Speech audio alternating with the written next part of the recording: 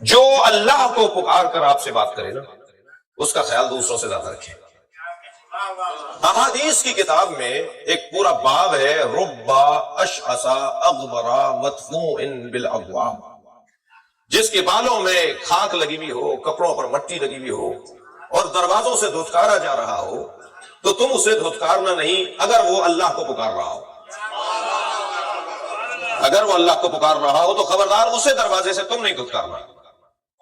جی ویسے آج کل مجھے تو فقیر مل نہیں رہے، آپ کو کوئی فقیر ملے تو مجھے ملوائی گا۔ مانگنے والے کو فقیر نہیں کہتے۔ ہمارے یہاں فقیر نہیں ہے، ہمارے معاشرے میں جہاں آپ اور ہمارا پرانا تعلق ہے، جی ہاں جی، وہ ہمارے یہاں فقیر نہیں ہے، ذلیل ہے۔ جو اپنے آپ کو ذلیل کر رہا ہو نا، وہ فقیر نہیں۔ فقیر اللہ کا ولی ہوتا ہے بھائی۔ مجھے تو ڈھونڈنے سے کہیں کبھی ایک پچھلے دنوں ایک جگہ ملا مجھے فقیر ہے۔ سندھ کا ایک شہر ہے سانگھڑ، اس کے ساتھ ایک شہر ہے ٹنڈوادم۔ میں سانگھڑ سے ٹنڈوادم آ رہا تھا، رستے میں پھاٹک آتا ہے، ریلوے کراسنگ آتی ہے، ہماری گاڑی وہاں آہستہ ہوئی، اتفاق سے جو ہے وہ مجھے ایک اس پہ ریلوے کراسنگ کے اس پہ منڈیر پہ بیٹھا ہوا ایک فقیر نے مجھے دیکھا، مجھے اس حلیے میں دیکھا تو اس نے آواز لگا یا علی مدد۔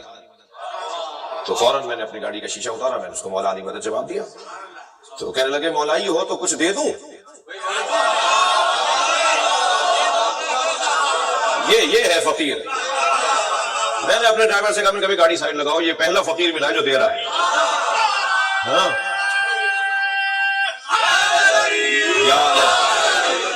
میں نے کہا بھائی تو کہنے لگا بتاؤ زہد کسے کہتے ہیں؟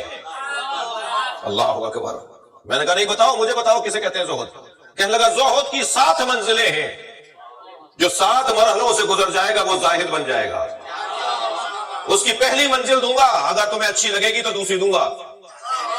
میں نے کہا دو۔ کہنے لگا پہلی منزل ہے ذات کی نفی، اپنے آپ کو کچھ نہ سمجھو، اپنے آپ کو نادار سمجھو، فقیر سمجھو۔ صلوات پڑھے محمد والے۔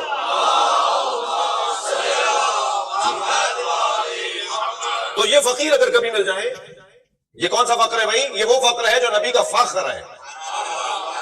الفقر فخری، مجھ مصطفیٰ کا فقر فخر ہے، مجھے فخر ہے کہ میں فقیر ہوں، نبی فرما رہے ہیں۔ اچھا خود سرکار ایک اور حدیث میں فرما رہے ہیں کہ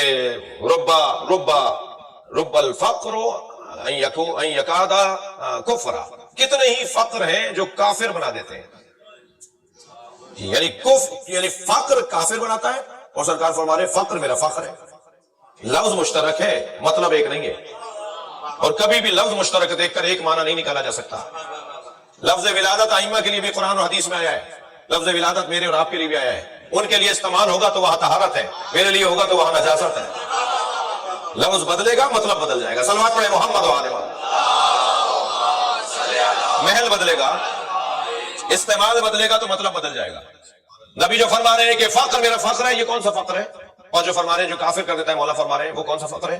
وہ فقر جو اپنے جیسے کی بارگاہ میں ہو وہ کافر بنا دیتا ہے، اور وہ فقر جو مولا کی بارگاہ میں ہو وہ نبی مکرم کا فخر ہے۔ اللہم صل علی۔ بھائی آپ کی مجلسی سماعتیں مجھے مجبور کر رہی ہیں کہ میں اس مفہوم کو تھوڑا سا اور روشن کروں۔ جتنا فقیروں کا احترام علی نے کیا ہے، جی علی کے احترام کی وجہ سے پھٹے ہوئے کپڑوں میں آئے ہوئے فقیر خود کو امیر سمجھتے تھے۔ کیا ساری دنیا کی دولت ایک طرف، علی کا ہاتھ ملانا ایک طرف، مولا علی کا پیار کرنا ایک طرف، اور دنیا کا دھتکارنا ایک طرف۔ جی میرے مولا فقیروں کا بڑا خیال کرتے تھے۔ جب وہ بیٹھے نا چوتھی دورے حکومت میں اپنے ممبر پہ جا کے، نبی کی جگہ پر جا کر، تو حضرت عمار مولا علی کے کہہ لیجیے معاون خاص تھے دور خلافت امیر المومنین میں۔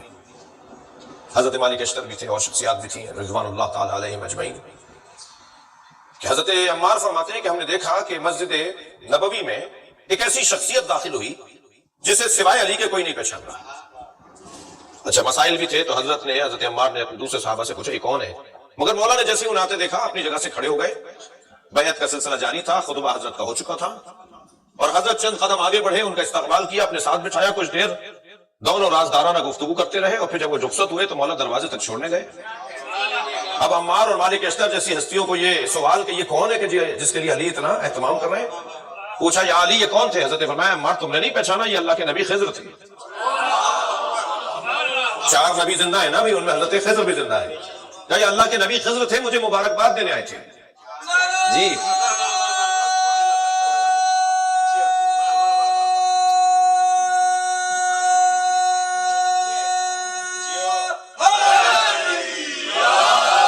اب طالب علم ہو تو ایسے ہوں جیسے حضرت عمار ہیں، جیسے حضرت مالک اشتر ہیں، سعد ابن سوہان ہیں. آگے بڑھ کر پوچھا حضرت عمار نے کہ یا علی گفتگو کیا ہو رہی تھی؟ فرمایا عمار تم رازدار ہو تو میں بتا دیتا ہوں. حضرت فرمایا عمار جب یہ مجھے مبارکباد دینے آئے نا تو کہا کہ میں اس خوشی کے موقع پر آپ کو ایک ہدیہ دینا چاہتا ہوں، اور ہدیہ انہوں نے مجھے یہ حکیمانہ جملہ دیا. اچھا کم سے کم یہ پیغام دے دیا ان بڑوں نے ہمیں، ہمارے پیشواؤں نے، کہ ہدیہ وہ نہیں دو کہ جو خشک ہو جاتا ہو، جو پرانا ہو جاتا ہو.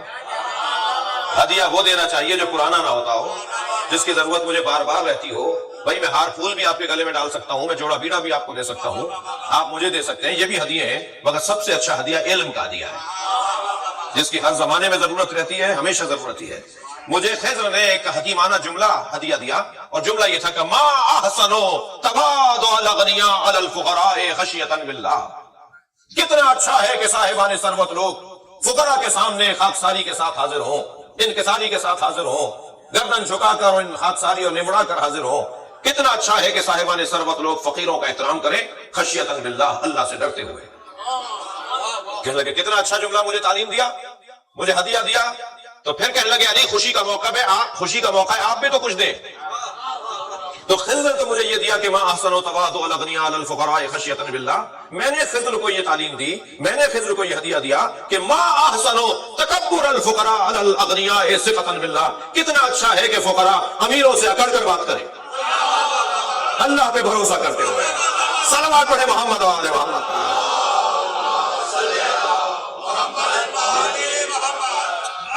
علی نے فقیروں کو حوصلہ دیا. خبردار کسی سے اس بنیاد پہ نہیں دبنا، نہیں ڈرنا کہ اس کے پاس پیسہ بہت ہے. یہ اعتماد بن نفس مولا علی عطا کر رہے ہیں.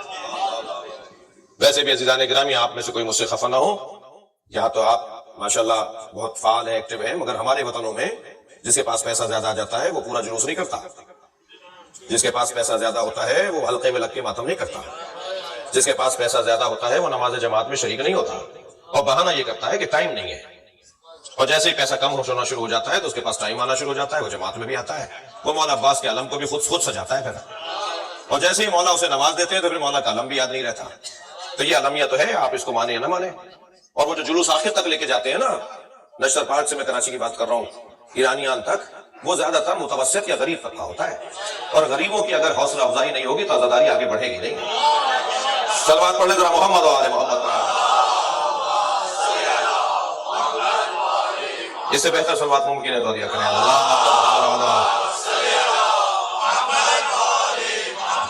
لہذا وہ جو اعتماد بن نفس مولا علی فقراء اور مساکین کو عطا کر رہے ہیں.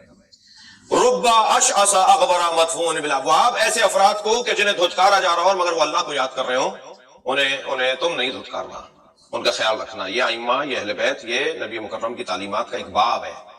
ایک فقیر، ایک ایسا ہی فقیر جیسا دھتکارا جا رہا تھا، وہ نکلا ایک دکان کے آگے سے گزرا، حلوائی کی دکان کے آگے سے. جی تو حلوائی نے آواز لگا کے کہا کہ دودھ پیو گے؟ تھوڑی دیر سوچتا رہا، کہنا پلا دو. ایک پیالہ بھر کے اس نے دودھ پلا دیا. یہ دودھ پی کر 2 قدم آگے بڑھے تو ایک گڑھے میں ان کا پیر گیا جس میں کیچڑ تھی، جس میں گندگی تھی. اس کی چھینٹیں اڑی. گلی کے کنارے پر اور رستے کے کنارے پر 2 آشنا آپس میں باتیں کر رہے تھے، ایک لڑکی ایک لڑکا. تو وہ چھینٹیں اڑ کر اس لڑکی کے اوپر گئی. تو انہیں تو برا نہیں لگا، وہ جو ان کے آشنا تھے انہیں برا لگا کہ تم نے ان کے کپڑے خراب کر دیے. 2 قدم آگے بڑھ کے ایک تھپڑ رسید کیا اس کو، فقیر کو. اس آشنا نے ایک تھپڑ مار دیا. اب جیسے ہی تھپڑ کھایا اس فقیر نے تو آسمان کی طرف دیکھ کر کہنے لگا یا اللہ تیرا کام بھی تیرا ہی ہے، کہیں دودھ پلواتا ہے کہیں تھپڑ لگواتا ہے. ابھی یہ بولا تھا کہ وہ لڑکی زمین پر گری، تڑپ کر مر گئی. تو لوگ آگے بڑھے کہ تم تو بھائی بہت بڑے آدمی ہو، اللہ تمہاری سنتا ہے، تم نے بددعا کی مر گئی. کہنا نہیں میں نے بددعا نہیں کی بھائی، میں نے تو مناجات کی تھی. کہنا تم نے کچھ کہا اور یہ مر گئی تڑپ کر. کہنا نہیں، 2 یاروں کا مسئلہ ہے. صلوات پڑھ لیں ذرا محمد و آل محمد.